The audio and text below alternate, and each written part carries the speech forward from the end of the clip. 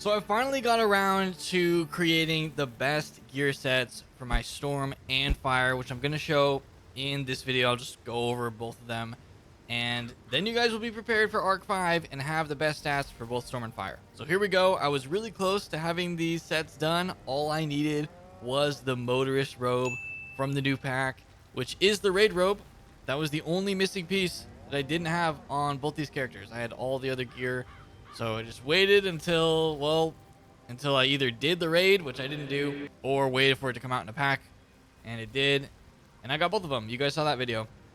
So this is going to be the best Storm and Fire stats that you can possibly get for PvE in the game. And I'm not even going to take any substitutions from anybody.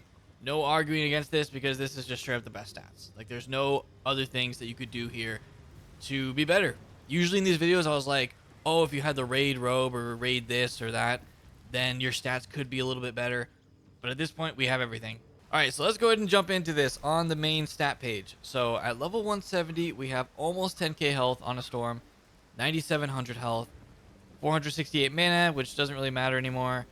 For damage, we're at 237. This actually is 238, which you can see at the top there. It does round down to 237. But that is the cap, basically the soft cap. You can go a little bit higher, but you need a lot more damage to get those percentages to go up, and it's pretty much not worth it. So 237 is definitely the cap for going for damage. 33 resist across the board. We have 42 accuracy, which is 100% for every Storm spell. And then moving on to the next stat page, we have 893 crit. I feel like crit really hasn't moved in a long time. Crit doesn't really matter. Block doesn't really matter. But here's the stat that definitely still matters. Pierce. 60 Pierce for Storm. This is really good. Having max damage and 60 Pierce is going to carry you through a lot. So I'm really happy to get this. With the new Raid Robe, you can get 60 Pierce and have all of your other stats still be good. So I'll show you guys the gear. No stun resist, no healing. Maybe they could add stun resist. That's my request. Could they add stun resist to gear in the future? To future gear sets in Arc 5, can they add that? That'd be nice. Here's the last stat page. Pip conversion, 26%, 100% power pips, and 123 shadow rating. The only thing I could consider people complaining about is, oh, I'd rather have more shadow rating. I can see that. That is totally just preference.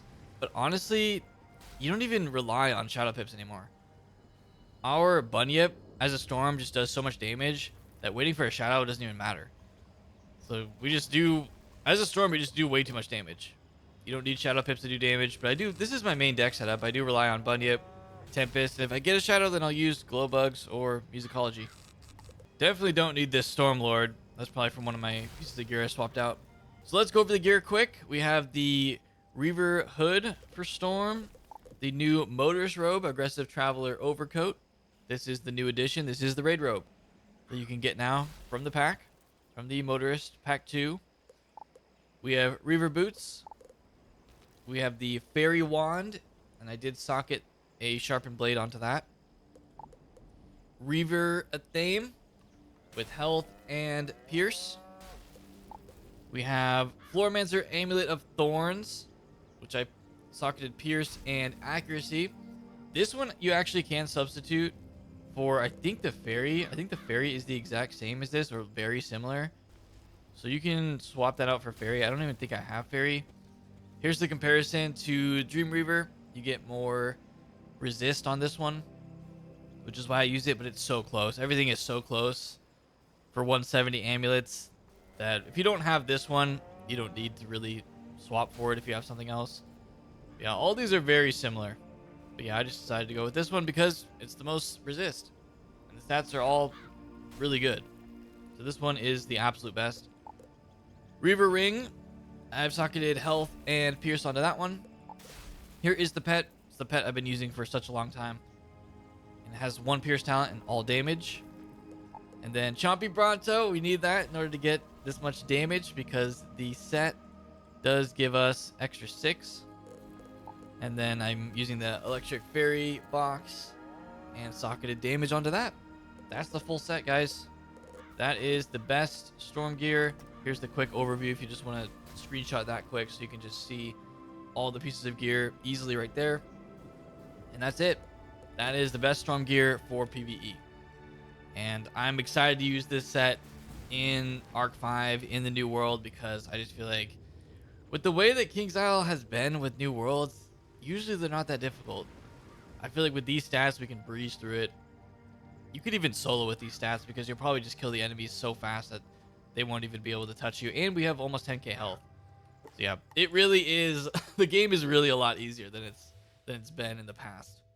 And I do feel like that's going to continue in Arc 5. They could switch it up.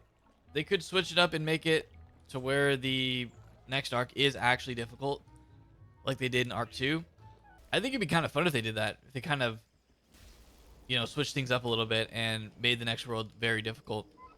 But we'll see. So moving on to fire. Here is my fire fully kitted out for 170, ready for the next world. Let's go ahead and just start with the main stat page. So 170 fire. We have 10,200 health, so we do have over 10,000 on a fire. 500 mana, that's a pretty standard number it seems for 170. And then damage is 237 as well, with, the number showing 238, but it's rounded down. So exact same as my storm. 41 resist across the board, and 38 accuracy, which is 100% for all fire spells. Let's move on to the next page. 809 crit. We have block, not that it matters. 60 pierce as well. The stats are the exact same, which I think is really cool that the storm and fire stats are the same. Both 237 damage and 60 pierce. So I could pick either of these and it would be the same questing through the new world. 60 pierce is really good, and you can get this with the new robe. No stun resist, no healing. Pip conversion 25%. We have over 100% power pips. And this one we have a little bit more shadow rating than storm. We have 142. But I still don't feel like fire relies on shadows at all. I feel like even less than storm. Yeah, we don't even put in any shadows because fire shadow hits are just not that great. There are some good ones for single hits, especially since they changed FFA back. But otherwise, people aren't really using Raging Bull. S'more Machine is probably one of the best single hits in the game for Shadow, or just any hit. It just does so much damage. And for 6 pips with Shadow, definitely one of the best fire spells right here. But that's really the only one. So you don't rely on Shadow pips. So you don't really need that too much. I feel like lots of people late game aren't even relying on shadows. But those are the stats. Let's go ahead and look at the gear quick. So we're using the fairy hat, the motorist robe. This one's called High Octane Traveler Overcoat. This is the raid robe, which can help us get to 60 pierce. We have the Reaver boots. We're using the fairy wand. I don't have a socketed sharpened blade on this. I could do that if I wanted to put that tier slot on there to get the extra sharpen. We're using the fiery chrysanthemum knife, and this we have health, pierce, and power pip. I know I'm not saying where all this gear is from, but I feel like most people know at this point, because all this is just fairy from the fairy pack, or Reaver. This is from the motorist pack. This is from just farming Reaver gear. Everyone seems to know where to get this from. You can get it from the pack, or you can get it from the final boss, or I guess the side dungeon boss of the Nightmare in Wallaroo. And then that's fairy. This is from Takanobu, the crafter outside of him. You can get that if you farm the sword oil. And then fairy necklace, which I socket pierce and accuracy. Reaver ring, socketed health and damage. And then this pet I'm pretty proud of because I'm able to socket onto this pet Kroger jewels, whichever one that I need. And for this set, socketing Painbringer makes sense, so I can go ahead and socket the Kroger Painbringer jewel. But this pet is all damage plus pierce. I had the other socketed pierce on here, but you don't need that much pierce. The one that gives may cast Incendiate. So I switched it for this one because I do need the extra damage. Stompy Bronto, of course, gives the gear set bonus of +8 damage. And then I'm also using the fairy key box, +10 damage on the socket. That is pretty much everything. And those are the stats, both the same for storm and fire. So there you go, guys. I've completed my fire and storm. I'm not gonna have max stats for my life because my life is basically just a tank at this point. I don't need hitting gear.